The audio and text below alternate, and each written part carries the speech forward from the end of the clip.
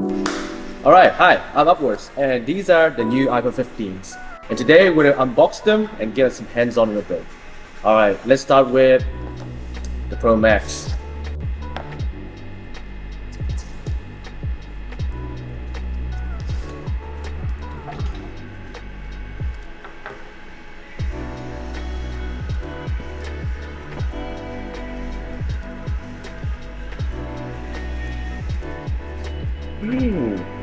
So this is the Pro Max in natural titanium. So take a quick look at that. That's natural titanium right there. That brushed metal feeling is pretty cool, and then the action button. It's a lot lighter than the iPhone 14 Pro Max for sure. So that switch to titanium has really changed the weight distribution and the weight feeling of the 15 Pro Max. Think of that. The bezels are already immediately, you can tell, a lot slimmer than the 14 Pro Max, even without turning it off. And then of course we got USB-C at the other side. So let's turn this thing on. There we go. I really like digging this titanium vibe. It does give it a much more sleek, smooth finish to the 15 Pro Max. And it does really match the back of the phone a lot better than the 14 Pro Max with that stainless steel before. And that screen is bright. They have changed the brightness of the screen and it is a lot more brighter now. That's pretty awesome. And of course inside the box we have the USB-C to USB-C braided cable. This is unfortunately not USB 3.0, so if you wanted to get the faster data transfer speeds with the USB 3 port on the 15 Pros, you do actually need to get a new cable. But at least they're giving you braided cables now, so that's definitely a huge step up from the plastic silicone ones that we had before. So pretty nice to have in the box. We obviously get our little documentation, we get our SIM ejector tool, some other information, some Apple stickers as well, and that's all in here. And that's pretty much it. There's nothing else inside the box. Obviously no power adapter, that is to buy that separately. Right, time for the 15 Pro.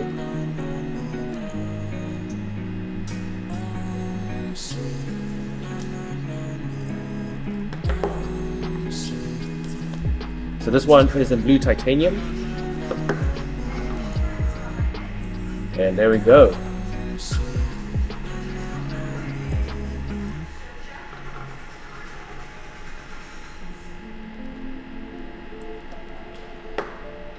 This blue is pretty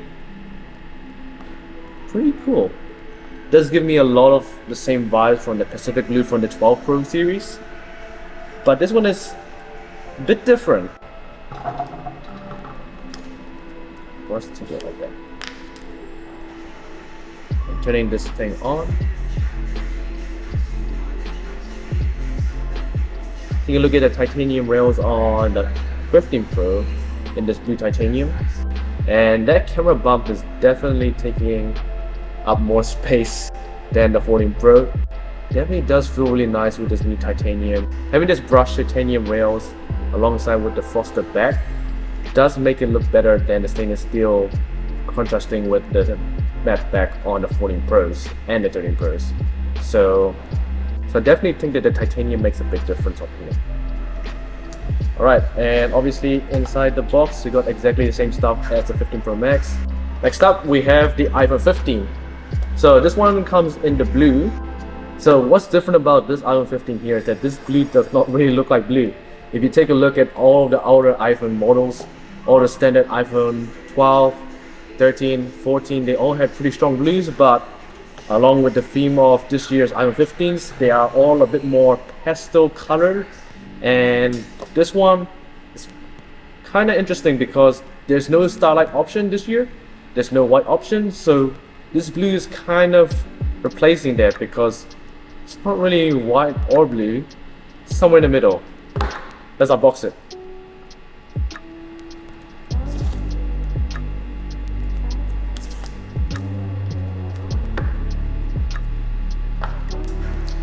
Wow.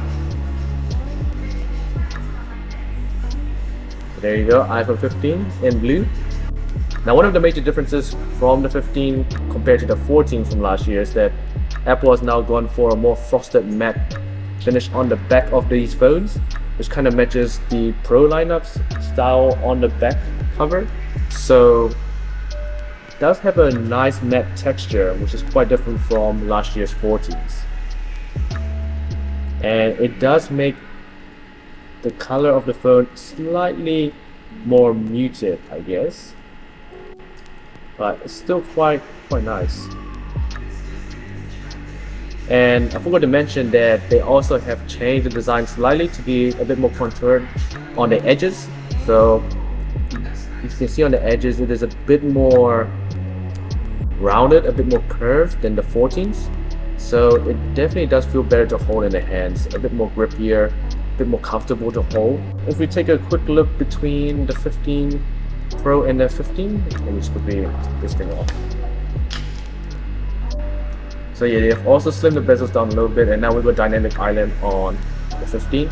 But if we just take a quick look at the back of these, so that's the 15 Pro on here, and this is the 15.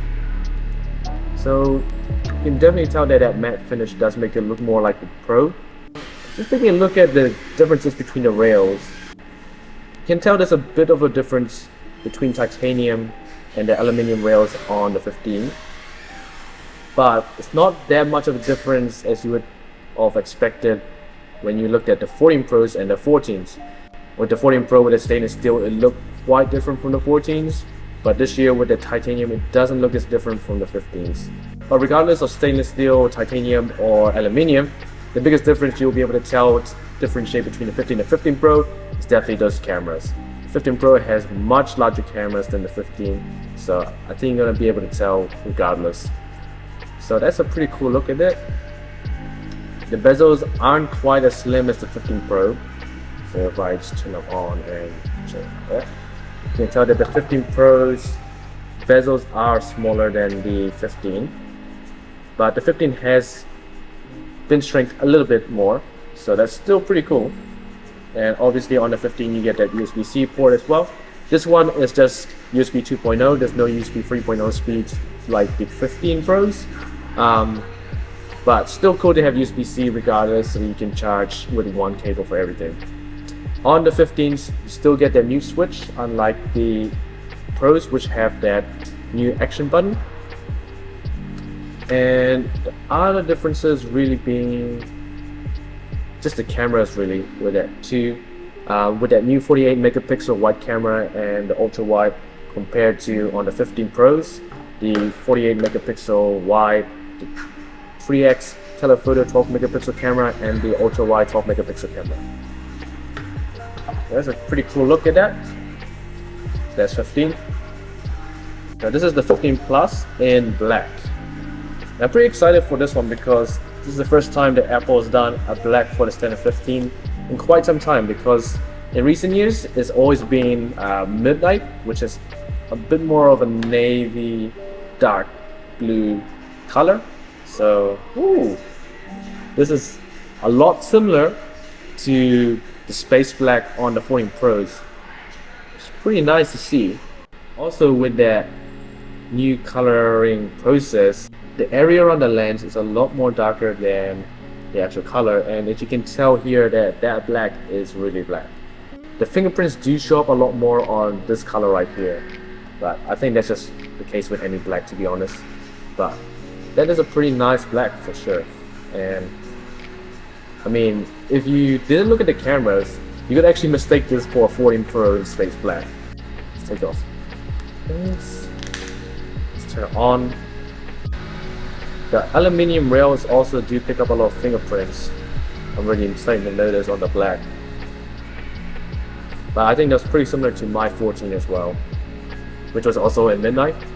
So I think with any darker color, just be aware that it's going to probably pick up a few more fingerprints than on the lighter colors over here.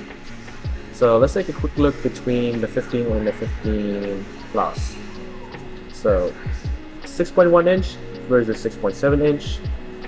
Look at the cameras, they have the exact same cameras.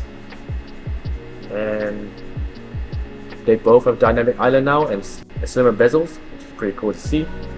Still have the mute switch, and that's it for the 15s. So taking a quick look between the 15 Pro Max and the 15, 6.1 versus 6.7 inch, and the only other difference really being on the 15 Pro Max is that it has a 5x optical zoom compared to a 3x optical zoom. So this means that this thing can basically shoot further. I won't be unboxing these, but I also have the boxes for every single color for the 15s. So let's take a look. So that's every color for the 15s. It's black, yellow, green, blue, and pink.